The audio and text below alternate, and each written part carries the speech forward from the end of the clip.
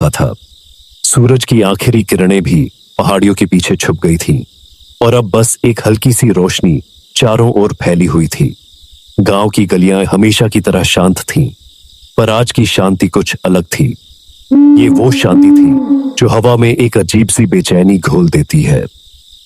मेरा नाम रामू है और मैं इस गांव का अकेला चौकीदार हूं, या यूं कहूं, अब मैं ही अकेला चौकीदार हूं। कुछ दिन पहले मेरा साथी सुरेश गायब हो गया था।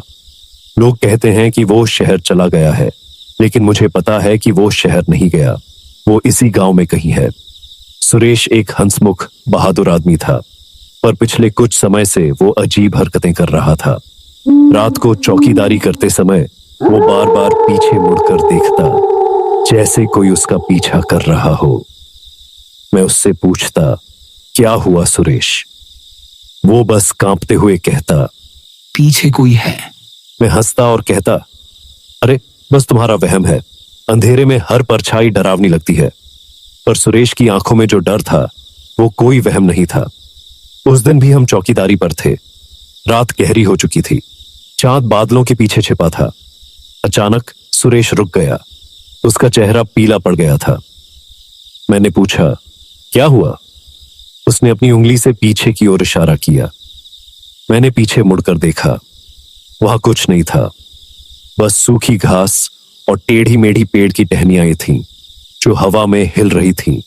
मैंने कहा, अरे सुरेश, फिर वही वहम? पर सुरेश ने एक भी बात नहीं सुनी। वो अचानक जोर जोर से हंसने लगा, एक ऐसी हंसी जो किसी को नींद में भी डरा दे। फिर वो अचानक मुड़ा और झाड़ियों में भाग गया। मैं उसे रोकने के लिए चिल्लाया, पर उसने मेरी बात नहीं सुनी। मैं उसके पीछे भागा, लेकिन वो अंधेरे में कहीं गायब हो गया। उसके बाद से वो नहीं मिला।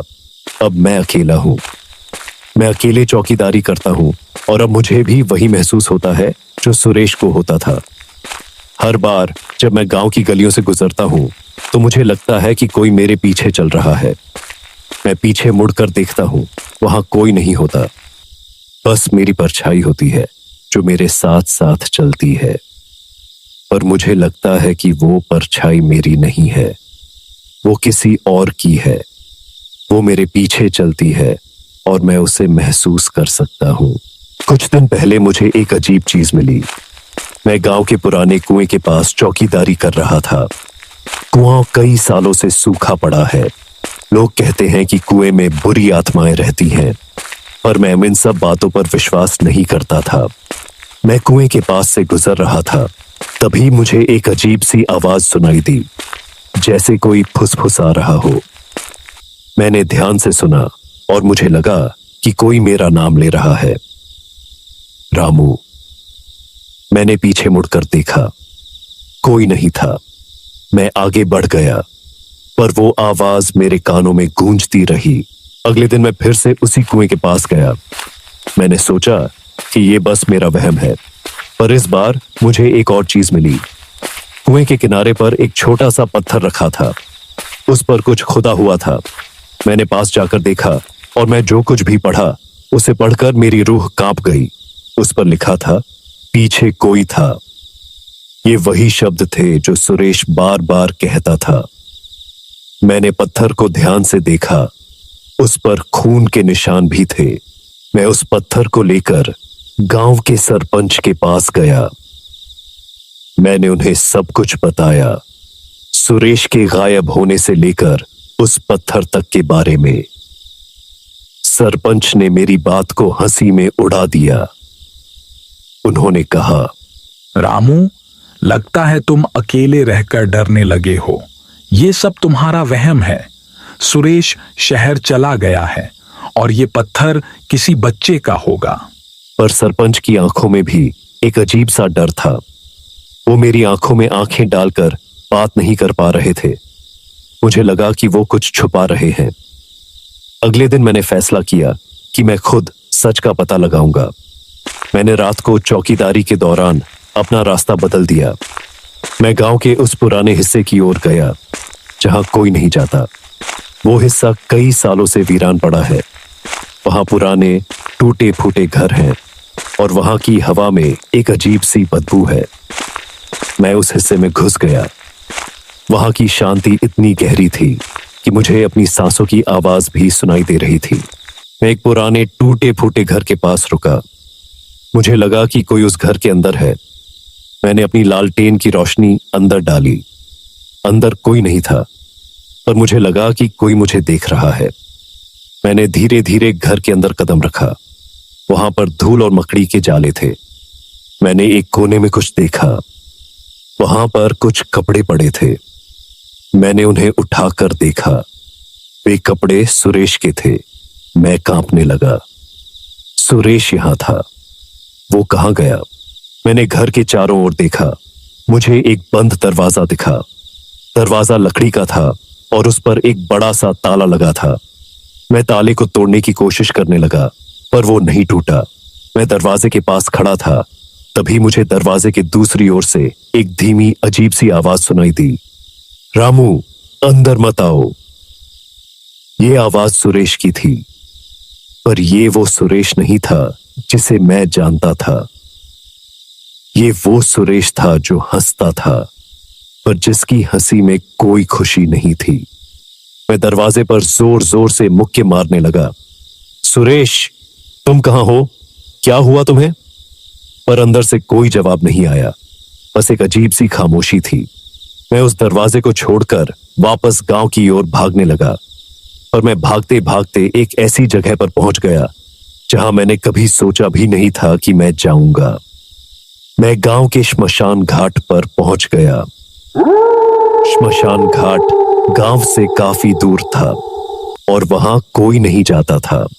मैं श्मशान घाट पर खड़ा था। तभी मुझे एक अजीब सी परछाई दिखी। वो परछाई मेरी थी। वो मेरे साथ साथ नहीं चल रही थी, बल्कि मेरे चारों ओर घूम रही थी। वो मुझे घूर रही थी। मैं डर गया। मैंने अपनी आंखें बंद की और जोर जोर से सांस लेने लगा। जब मैंने अपनी आंखें खोली तो मैंने एक भयानक चीज देखी। जमीन पर कुछ लिखा हुआ था। पीछे कोई नहीं है। मैं हक्का बक्का रह गया। अगर पीछे कोई नहीं है तो सुरेश को क्या हुआ?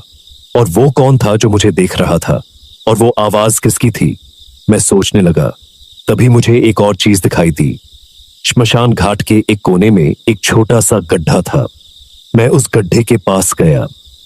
गड्ढे के अंदर मुझे एक मानव खोपड़ी दिखाई दी। खोपड़ी के पास एक लालटेन भी थी। वो वही लालटेन थी जो सुरेश के पास थी। अब मुझे सब कुछ समझ में आ गया था। सुरेश को कुछ नहीं हुआ था। वह कहीं नहीं गया था। वो यही था। वो गांव में ही था। पर वो मर चुका था और मैं भी मरने वाला था। पर कौन मार रहा था? मैंने एक बार फिर पीछे मुड़कर देखा। वहां कोई नहीं था, पर मुझे महसूस हुआ कि मेरे पीछे कोई है और जो मेरे मरने का इंतजार कर रहा है। मैं गांव की ओर भागने लगा। मैं भागता रहा जब तक कि मैं अपने घर नहीं पहुंच गया। मैंने दरवाजे को बंद किया और मैं डर के मारे कांपने लगा, पर मुझे पता था कि मैं घर में सुरक्षित नहीं हूं। वो मेरे पीछे था। वो हमेशा से मेरे पीछे था। वो सुरेश के पीछे भी था और अब वो मेरे पीछे है। वो हमेशा मेरे पीछे रहेगा जब तक कि मैं भी उसके जैसा नहीं हो जाता। उस रात मैं सोया नहीं। मैं बस अपने घर के दरवाजे की ओर देखता रहा, ये सोचकर कि वो दरवाजा कब खुलेगा और वो अंदर आएगा, पर वो नहीं आया। अगले दिन जब सुबह हुई तो मैं थोड़ा शांत हुआ। मैंने सोचा कि यह सब बस मेरा वहम था। मैंने खुद को समझाया कि सुरेश कहीं शहर चला गया है और वो जल्दी ही वापस आएगा। पर मेरे दिल में एक अजीब सा डर था जो मुझे सोने नहीं देता था। उस दिन भी मैं चौकीदारी कर रहा था। मैं धीरे धीरे गांव की गलियों से गुजर रहा था। मैं अब पीछे मुड़कर नहीं देखता था। मुझे पता था कि वहां कोई नहीं है, पर फिर भी मुझे लगता था कि कोई मेरे पीछे है। मैं बस चलता रहा। तभी मुझे एक आवाज सुनाई दी। वो मेरे कानों में कह रही थी, रामू, पीछे कोई है। मैं रुक गया। मैंने धीरे धीरे पीछे मुड़कर देखा। वहां कोई नहीं था, बस मेरी परछाई थी जो मेरे पीछे खड़ी थी, और वही परछाई मेरे कानों में कह रही थी, रामू, अब तुम मेरे जैसे बन जाओगे। और मैंने खुद को धीरे धीरे उसकी परछाई में बदलते हुए महसूस किया। मेरी आंखों में वही डर था जो सुरेश की आंखों में था। गले से वही हंसी निकल रही थी जो सुरेश के गले से निकली थी। और मैं जानता था कि अब मैं भी गांव के अंधेरे में कहीं खो जाऊंगा और कोई और मेरी जगह ले लेगा। और तब मैं भी कहूंगा, पीछे